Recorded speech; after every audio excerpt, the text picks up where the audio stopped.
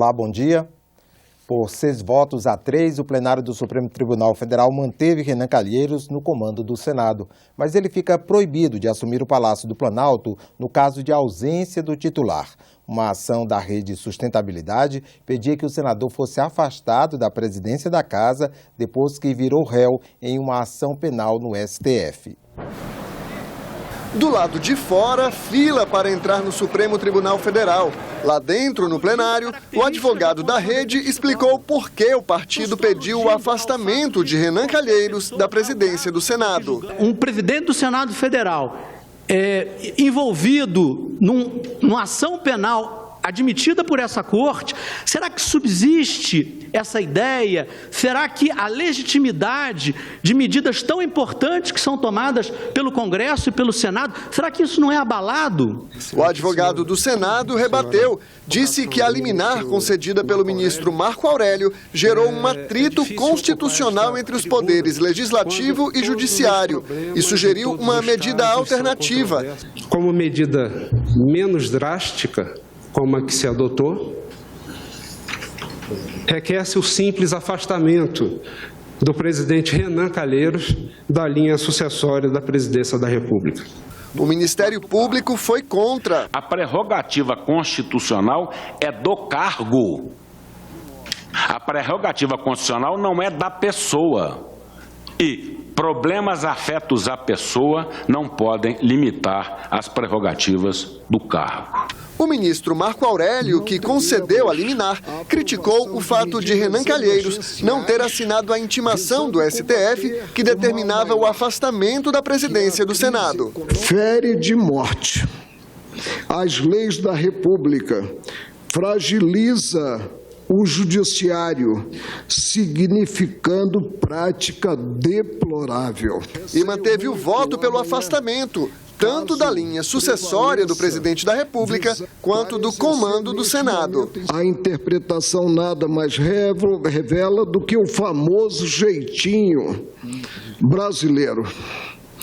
A meia sola constitucional, com um desprezo inexcedível ao previsto. Dos 11 ministros do STF, 2 não participaram do julgamento. Gilmar Mendes está fora do Brasil e Roberto Barroso se declarou impedido porque já trabalhou no escritório dos advogados contratados pela rede. 1 a 1, os outros ministros apresentaram seus votos. 3 pelo afastamento definitivo de Renan Calheiros da presidência do Senado. O presidente do Senado Federal, que seja réu em face de denúncia ou queixa-crime recebida por infração penal comum, não pode substituir, na respectiva ordem de substituição, o presidente da República. Entendo que não pode ser presidente do Senado e não deter, diante da condição de réu, a prerrogativa de substituir o presidente da República. E 6, pelo afastamento apenas da linha sucessória do presidente da República. Não impede que ele, embora inabilitado para o exercício temporário da função de presidente da República, continue a desempenhar a função de chefia que titulariza na casa que pertence.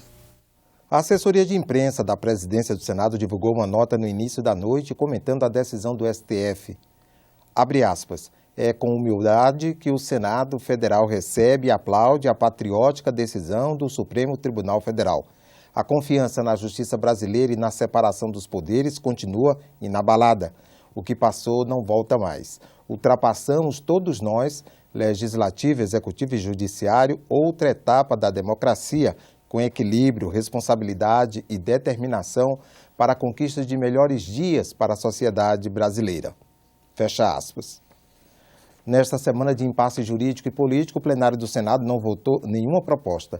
Na pauta estão, por exemplo, o projeto do abuso de autoridade e a emenda constitucional que acaba com a reeleição no Poder Executivo.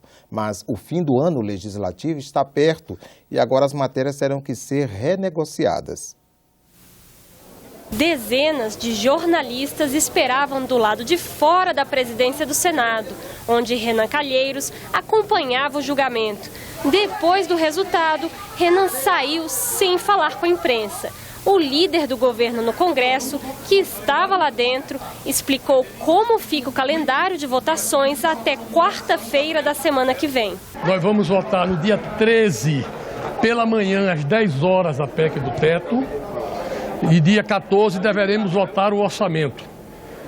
Na terça-feira à noite teremos também sessão do Congresso, exatamente para começar a discussão de vetos e também do próprio orçamento. O calendário ficou apertado, mas ele se conclui no dia 15 com a promulgação da PEC do teto. Mas a oposição diz que a crise política inviabilizou a votação da PEC do teto. A crise como um todo recomenda que nós não avancemos no debate de temas que têm uma importância muito grande para a população brasileira.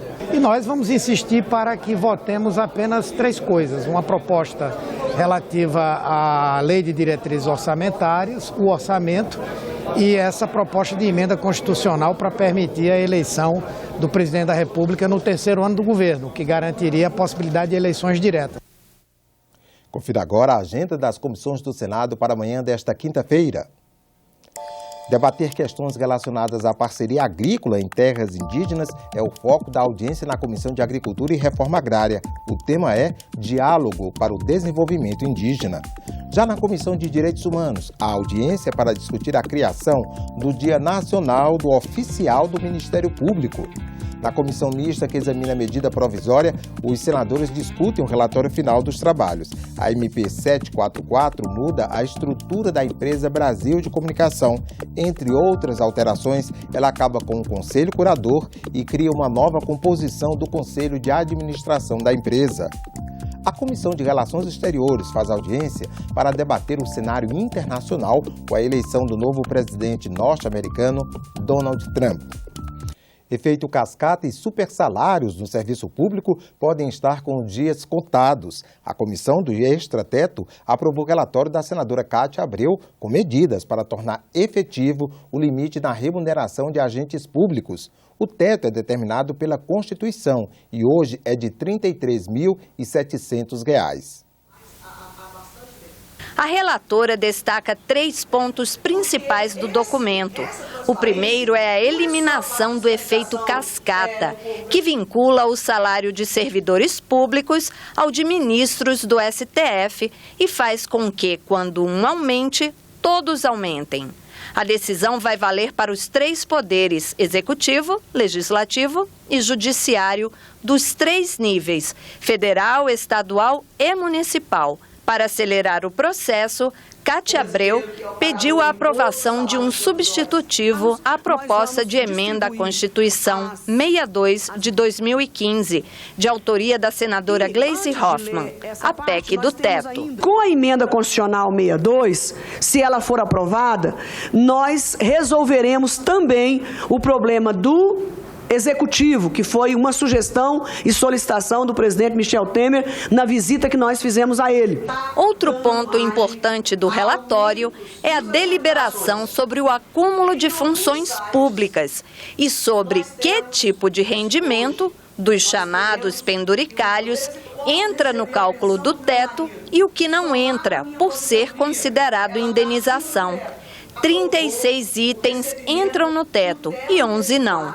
Por exemplo, entram no teto gratificações de qualquer natureza, ajuda de custo para capacitação profissional, valores decorrentes do exercício cumulativo de funções, auxílio moradia sem comprovação de despesa. Auxílio moradia, que eu recebo dinheiro na conta e que não tenho contraprestação de prestação de contas, não. Exemplos do que não entra no teto: auxílio alimentação, auxílio fardamento, esse especialmente para militares que devem trabalhar de farda, auxílio moradia com despesa comprovada decorrente de mudança. Está fora do teto se, e somente se, concedido na forma de ressarcimento por despesa comprovada decorrente de mudança de ofício do local de residência. Gratificação de juiz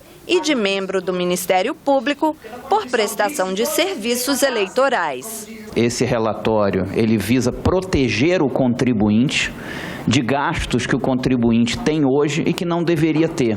Tem alguns pontos que eu seria ainda mais radical. Destacaria, por exemplo, essa gratificação de magistrado e de membro do Ministério Público pelo exercício de função eleitoral.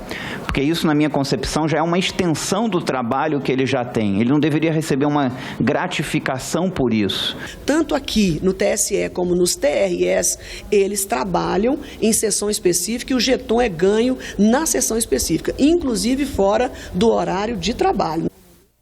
A comissão apresentou também propostas de mudança na lei de transparência para os dados da remuneração dos servidores na internet. A PEC do teto deve ser votada na próxima semana. Ficamos por aqui. No decorrer do dia você acompanha outras informações nos boletins do Senado Agora. Enquanto isso, continue com a nossa programação.